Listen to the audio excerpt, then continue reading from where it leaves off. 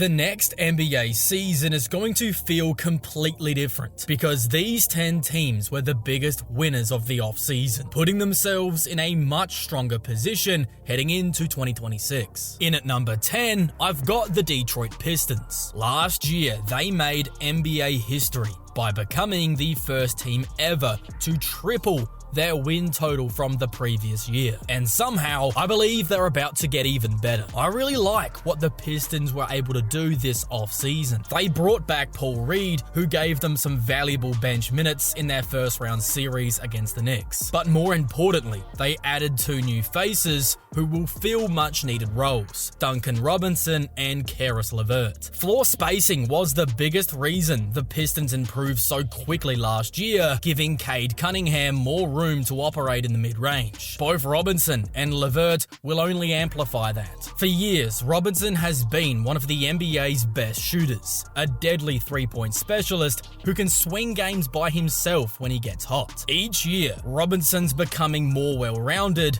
improving his ball handling and playmaking to complement that shooting. Last season, 73% of his shots came from deep, where he was able to knock them down at a 39% clip. And even more impressive is his incredible 43% mark from the corners in particular. In my opinion, he's one of the best role-playing floor spacers in the entire league, and he's going to be a perfect replacement for Malik Beasley. Then we have Caris LeVert. While his three-point shooting isn't quite at Robinson's level, he's no slouch either.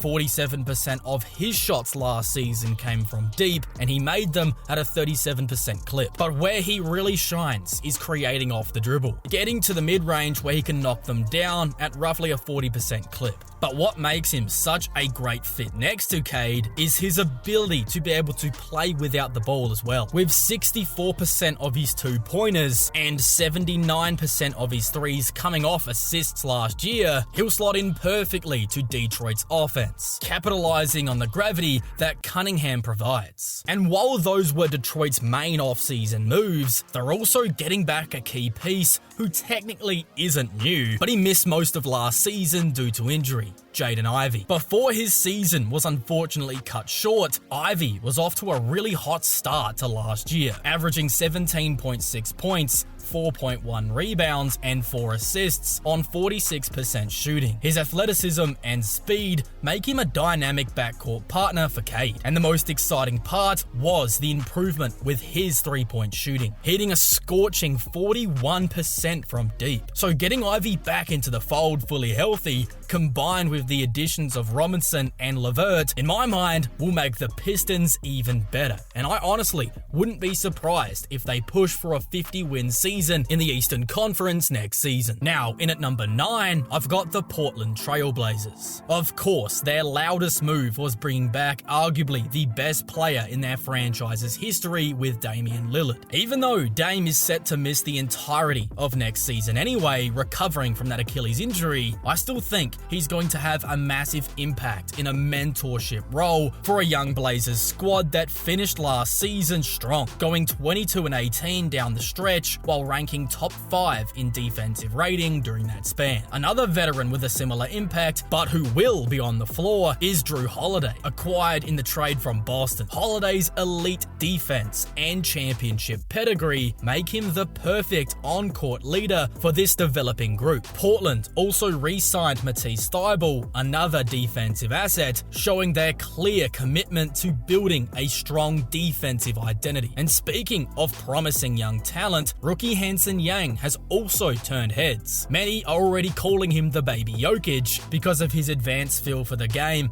and playmaking from the center spot. His emergence, along with the second-year big Donovan Clingan, became even more important after Portland waived DeAndre Ayton, freeing up minutes for these young bigs to develop. Then we've got Scoot Henderson. With Dame out, this season will give Scoot the runway to take full control of the point guard role without the pressure of trying to have to fit in with Lillard. After a slow start to his rookie campaign, last year he showed some real flashes, and this is the perfect opportunity for him to showcase his ability to flourish at the NBA level. Surrounding him with high-level role players such as Thybulle, Yang, and having vets like Holiday and Dame to assist him could really fast-track his development. If things break right, we could be looking at a breakout season for Scoot Henderson, and that alone would make Portland one of the more exciting risers in the league right now. At number 8, I have the Milwaukee Bucks. Their off-season was absolutely wild. 19 moves already, with likely more to come. While a lot of those were minor, waivers, and depth signings, there were some massive franchise-altering decisions also, like waiving Damian Lillard to bring in Miles Turner. But we have to answer the big question. Are the Bucks now better or worse after these moves? Honestly, I think they're better. This comes from a Bucks fan, so take it with a grain of salt. But the Lillard-Giannis pick and roll never lived up to the hype. Dame's playmaking out of the pick and roll just simply wasn't at the level we were all expecting. He comes off screens at full speed every time, limiting Giannis' ability to actually establish dominant inside position. So when Dame tried to slow it down, defenses collapsed on him because keeping a defender on his back and probing in the mid-range isn't a strength of Lillard's. That's why Kevin Porter Jr. was able to find instant chemistry with Giannis last season. KPJ's ability to probe, score in the mid-range, and play at different speeds really reminded me of what a prime Chris Middleton was able to do with Giannis. Re-signing KPJ on just a 2-year, $10 million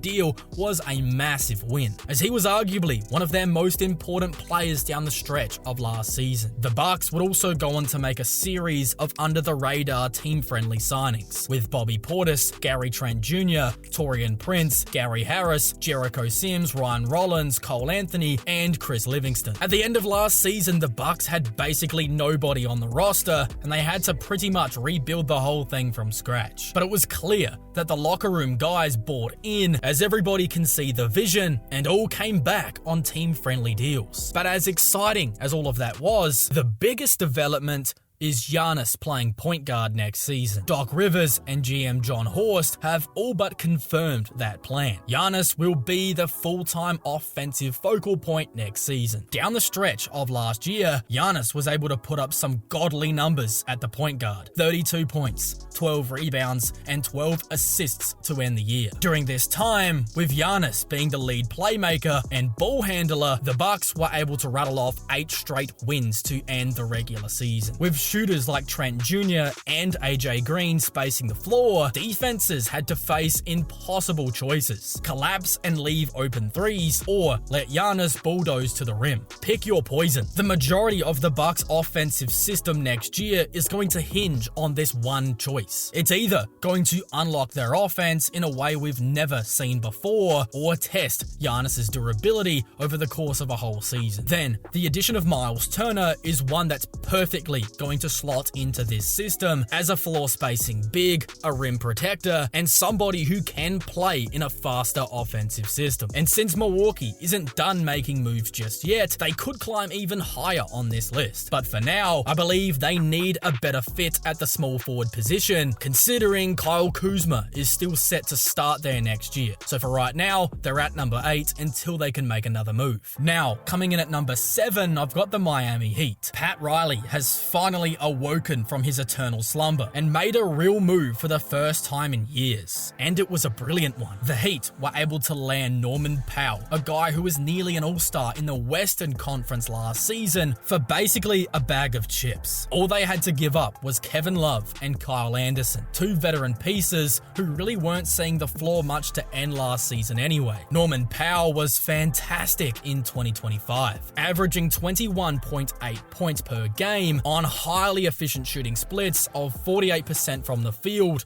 42% from 3, and 80% from the line. For stretches of this season, he was even the Clippers' leading scorer. He was that good. So the reason Miami isn't higher on this list is because I'm not completely sold on the Powell-Tyler Hero backcourt fit. Both are talented shot creators, but neither is a high-level playmaker. So there's a real chance the offense turns into a lot of your turn, my turn, which has never really really translated to winning at the highest level. If Hero can grow as a playmaker and get Power the ball in his sweet spots, it could really work. Last year, 79% of Power's threes and 60% of his twos were assisted, meaning he's more than capable of capitalizing off the attention that Tyler Hero demands. This trade was outright highway robbery, part of a 3-team deal that also sent John Collins to LA. Miami was also able to re-sign Davion Mitchell, who gave them a real defensive spark late last season. And while they did lose Duncan Robinson to the Pistons in free agency, Powell more than makes up for that. However, there are still questions about how this all fits together on the floor. But there's no doubt that Miami certainly got better, and that's why they're my 7th most improved team heading into 2026. Now, coming in at number 6, I've got the Orlando Magic. Orlando made their splash very early, pulling off a blockbuster trade for Desmond Bane during the NBA Finals. In return,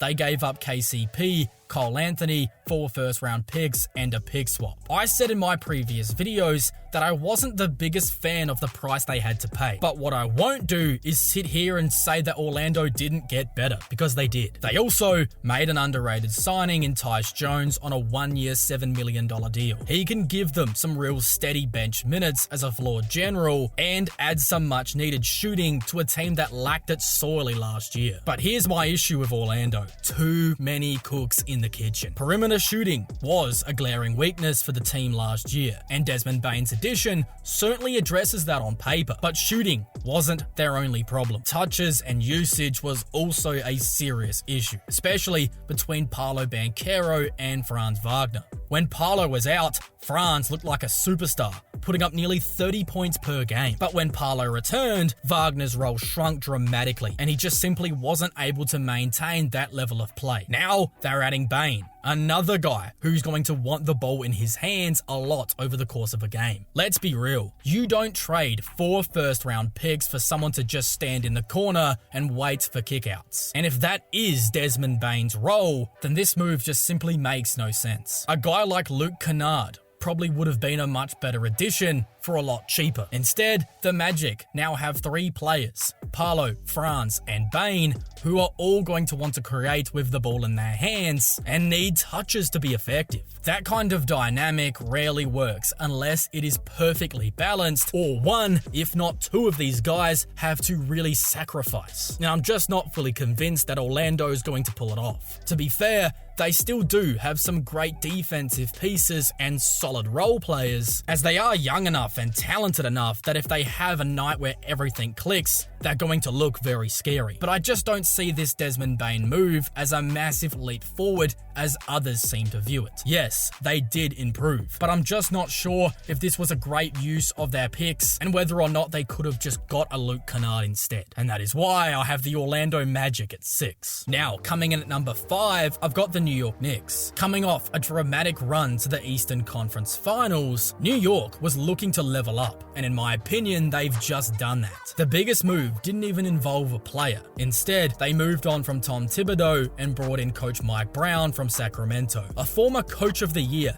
just a couple of seasons ago. Brown has already talked about just how much he loves the roster's versatility and how he wants to play a lot faster this season, like really fast, with sort of a 7 seconds or less mentality. That shift almost guarantees that New York will move away from their Brunson-centric offense, which for me had put a ceiling on their potential for years. Now, it feels like the lid is coming off, and this team could explode into a legitimate title contender next season. Of course, they also made some notable player moves as well. They traded for Jordan Clarkson from Utah and signed Gershon Yabusele from Philly. Yabusele's return to the NBA last year was one of the league's coolest stories. After not playing since 2019, he came back and averaged 11 points per game on 38% shooting from deep. At 6'8", 260, he's a versatile forward who can play small ball center, stretch the floor, and hold his own defensively. He's also a perfect system fit. 100% of his threes last season came off of assists, so he really doesn't need the ball to be effective. I see him thriving as a key bench piece, although the starting position certainly wouldn't be out of the question. Clarkson, on the other hand, is a little bit more of a gamble. While he did put up 16.2 points per game last season, it came on just 40% shooting. Most of his buckets were self-created, with just 28% of his twos coming off assists. He's your classic off-the-bench volume scorer, and he can come in and give you a spark, but the efficiency is always the issue. On the bright side, when he did play off the ball, he was able to hit his corner threes at a 50% clip, though his overall three-point shooting percentage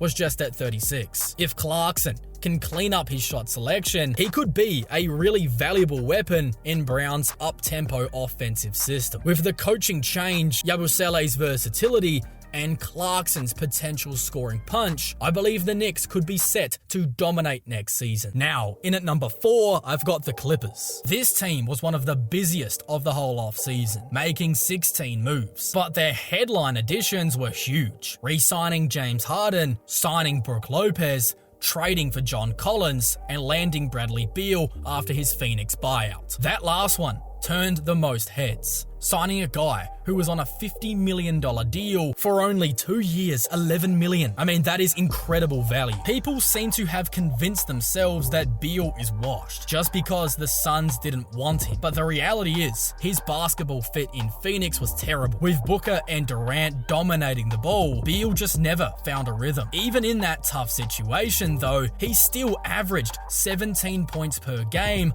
on 56% true shooting. Now playing next to an elite playmaker like Harden, he's going to be in a far better spot to rediscover his all-star form. The big concern with the Clippers, though, isn't talent, it's health. Beal's missed a significant amount of time over the last 6 seasons. Since his back-to-back 82-game campaigns in 2018 and 19, his highest games played total was just 60 back in 2021. Across the last 6 seasons, he's missed 179 games out of a possible 492. That is nearly a third of the total games. Then pair that with Kawhi Leonard's injury history, and you can see why durability is such a looming question. Brook Lopez's signing, 2 years, $18 million, was also quietly a massive move. He gives the Clippers a legitimate stretch 5 and an elite rim protector off the bench, something they desperately needed. Remember how Denver cooked them in the playoffs last year, partly because there was no backup big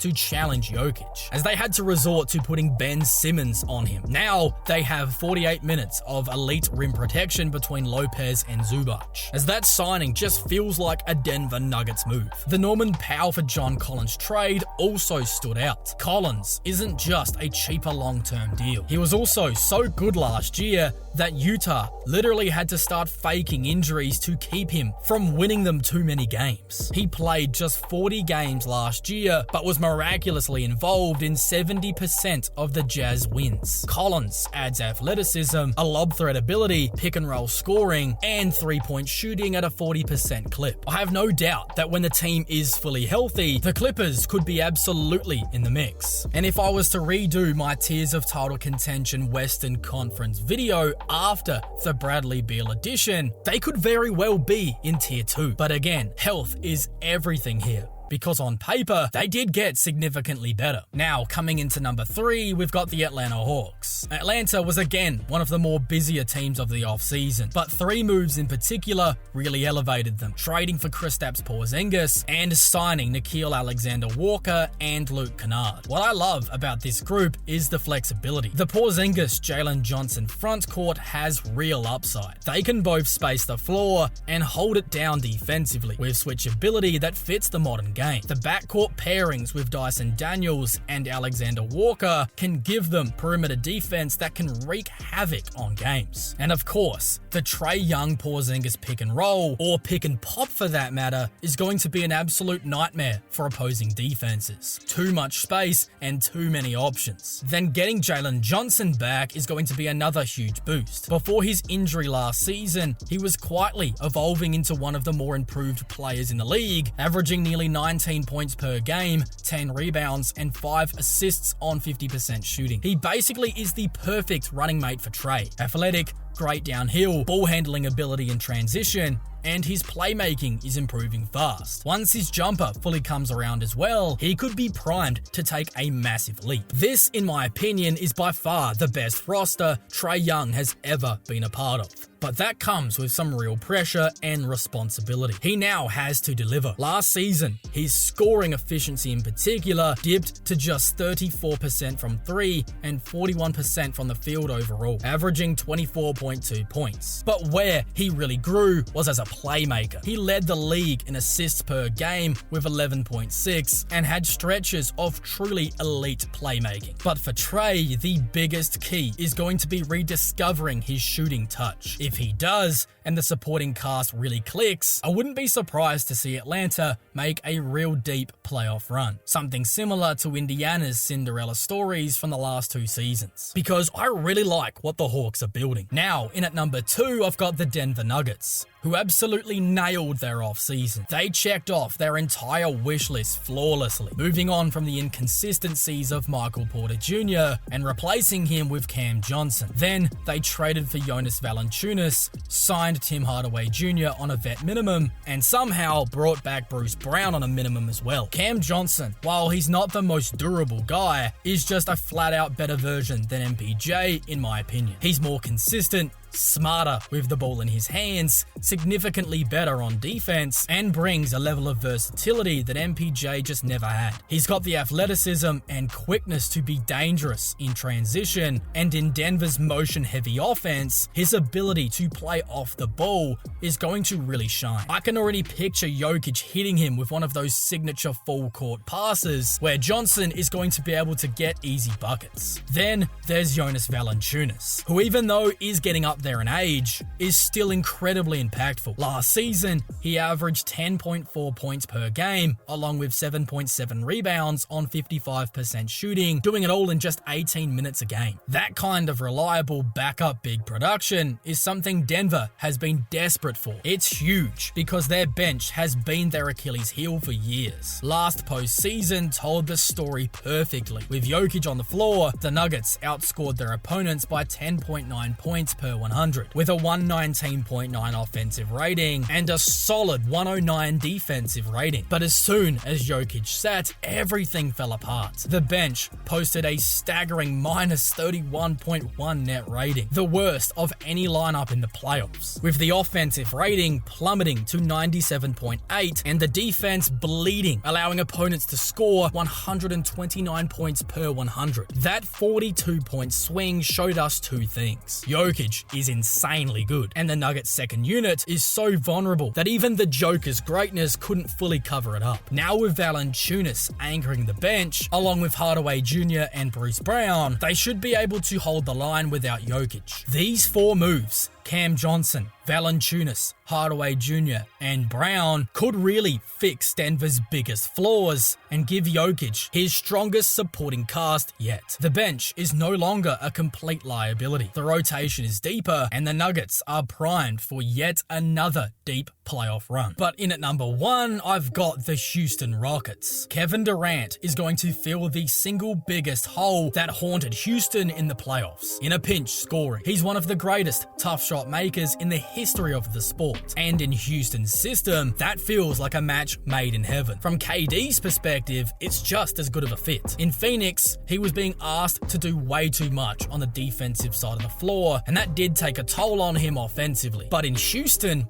with all of those elite defenders and freakishly good athletes around him, Durant can focus more on what he does best, absolutely picking teams apart as a scorer. The Terror Twins of Amen Thompson and Tari Eason now have a potential third member in Dorian Finney-Smith, one of the league's best 3-and-D players. Last season, DFS shot 39% from 3 on 4.8 attempts per game. But the numbers get even better when you zoom in. He knocked down a ridiculous 45% from the corners, where nearly 40% of his shots were coming from. With Durant collapsing defenses on drives, Finney-Smith becomes the perfect release valve, giving the Rockets elite floor spacing around Durant, which is going to be so valuable next season. And Houston wasn't done there. They also upgraded their center rotation, swapping out Jock Landale for Clint Capella. It did take multiple transactions to make it happen, but in essence, that is the trade-off. Landale isn't a bad NBA center. He's solid, and as an Aussie, I do have a soft spot for him, but Capella is a clear upgrade. He's also no stranger to Houston, having played some of his best basketball as a Rocket, and he should feel right at home once again. In Atlanta, Capella was slowly phasing out of their rotation, being given less and less minutes every season to account for the young bigs Atlanta had on the roster, like Onyeka Okongwu, and this saw his role shrink all the way down to 21 minutes per game last season. Even so, he still posted 8.9 points,